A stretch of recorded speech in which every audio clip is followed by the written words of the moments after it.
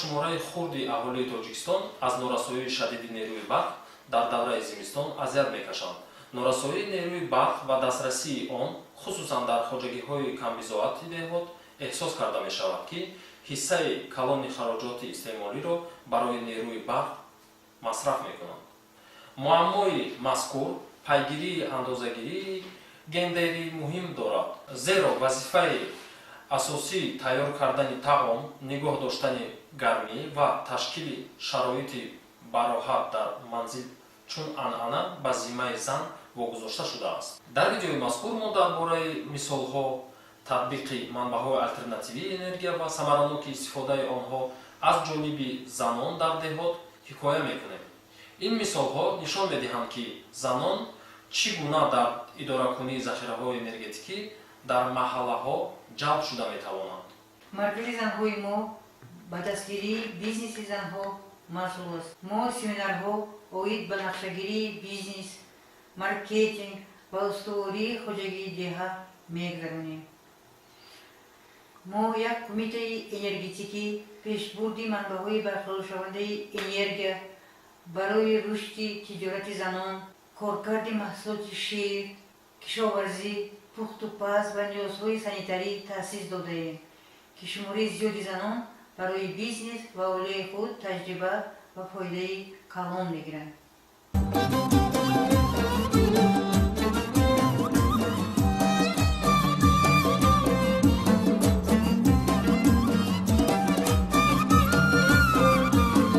ошхонаи автобӣ ки шакли парабалӣ дорад, дар деҳот хеле қулай аст. ин асбоб назаргиреби нури афтобӣ буда обро хеле зуд гарм мекунад ва вақте ки ҳезум нест, дар ин хӯрок пухта мешавад. қулай аст хӯрок пухта. ва баъд то оне ки мо ин асбобро надоштем, ҳам автобӣ, ошхонаи автобиро надоштем, хӯрокпазӣ барои коргарон дар замин хеле гарон буд, мушкилӣ мекашидем.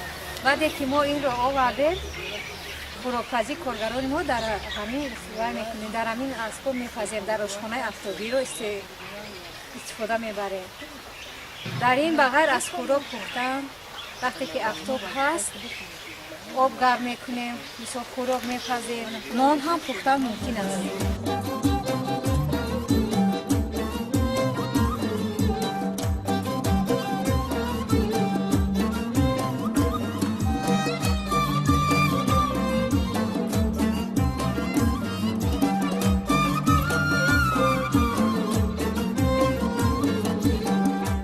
одатан дар деҳа барои тайёр кардани хӯрок одамон оташдонҳои на он қадар хуби камасрафро истифода мебаранд ва барои истифодаи ин оташдонҳо хеле бисёр ҳезум сарф мешавад.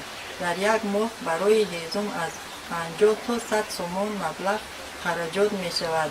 дар ҳолати набудани маблағ барои ҳезум ба даст овардан буттаҳо ва дарахтон бурида мешавад ва ин ба муҳити атроф зарар мерасонад. мо айни ҳол дигар оташдонҳои камасрафро истифода мебарем.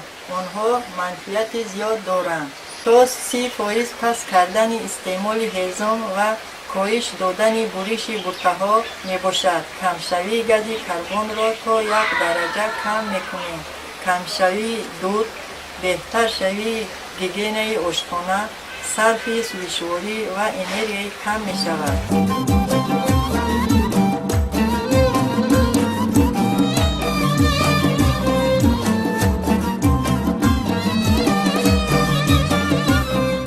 цехи дузадагӣ мо на анқадар калон аст.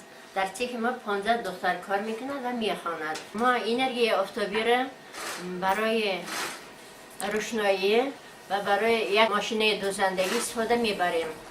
ин ташхисотҳои офтобӣ хеле кори моҳона осон мекунад. дар вақте ки барқ нест, мо метавонем энергияи офтобӣ истифода барем. инчунин мо вентилятор ва чароғи офтобиро истифода барем. ин ташхисотҳо зиндагии моро хеле осон мекунад.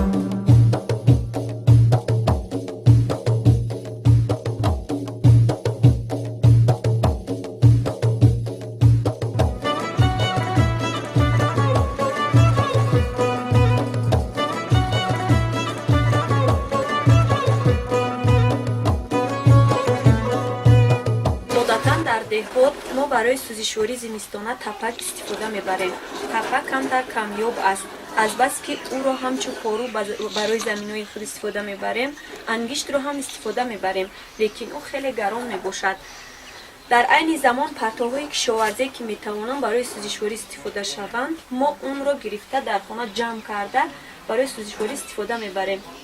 راهی بیرون از وضعیت این استحصال بریکت ها می باشد که آن از پارو 3%، خاک انگشت 3% و پرتوهای استحصالات کشاورزی و از ارمیده 3% را تشکیل می دهند. تیار می نماییم.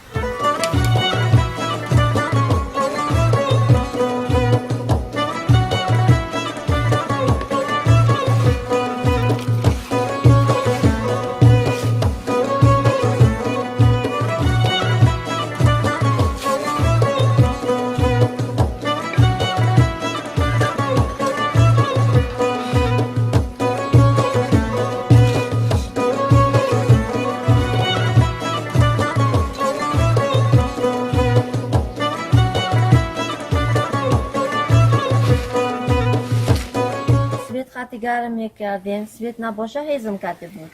باز من همین چیزا ماندن که باشه آب گرم هست، همین آفتاب گرم شده است، کودک آب بازی کرد شدیم، جمعشو کرد شدیم، دیگه طواق میشویم که ضرور باشه آب گرم هسته.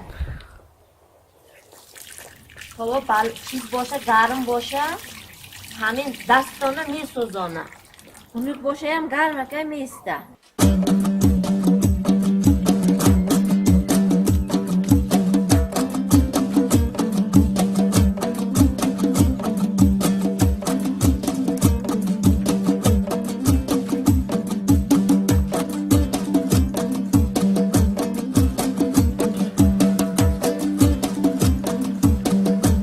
استفاده‌بری نیروهای آفتابی، آبگرم‌کننده‌های آفتابی، شمال‌دهنده‌های آفتابی و چراغک‌های آفتابی، آشپزخانه‌های آفتابی شرایط را برای صاحبکاری خود بهتر نموده و کار زنان را در دهات خیلی آسان می‌کند.